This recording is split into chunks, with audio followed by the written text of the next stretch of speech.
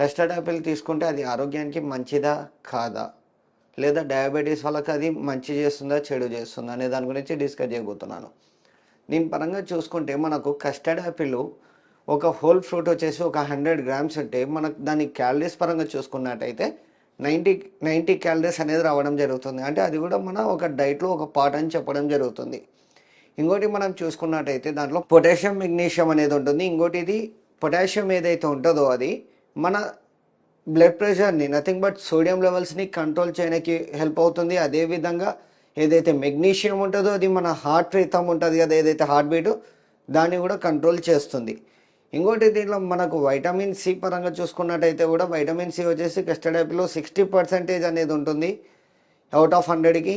ఇంకోటి మన ఏదైతే వైటమిన్ B6 ఏదైతే ఉంటుందో అది వచ్చేసి 10% ఉంటుంది.